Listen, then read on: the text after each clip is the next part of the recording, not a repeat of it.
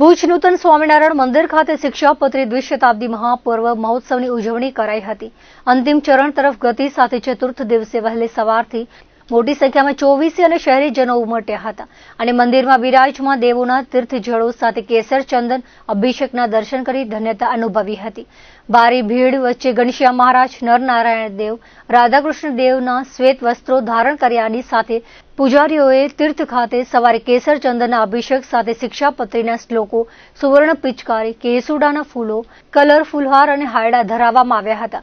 પ્રથમ અને દ્વિતીય સત્રમાં વ્યાસપીઠ પર બિરાજમાન શાસ્ત્રી પ્રકાશદાસજી અને શાસ્ત્રી ગોલોક વિહારી દાસજીએ વસંત પંચમીના દિવસનો મહિમા સમજાવ્યો હતો અને શિક્ષાપત્રીને અનુસરી હરિભક્તોએ પોતાનું જીવન ધર્મ અને ભક્તિમય બનાવવાનો ભાવ પ્રગટ કર્યો હતો. તેલચિત્ર પાસે શિક્ષાપત્રીનું પુષ્પવર્ષા સાથે પૂજન કરાયું હતું, જ્યારે સંતોએ ઠાકોરજીની મૂર્તિને રંગબેરંગી કલર સાથે રંગોત્સવ મનાવ્યો હતો. આ પ્રસંગે ધર્મકુળથી પધારેલા તેમજ તેજેન્દ્ર પ્રસાદજી આરસી વચન આપતા શિક્ષાપત્રીનો મહિમા સમજાવ્યો હતો. આ પ્રસંગે બહોળી સંખ્યામાં હરિભક્તો ઉપસ્થિત રહીને શિક્ષાપત્રી મહાપર્વનો લાભ લીધો હતો.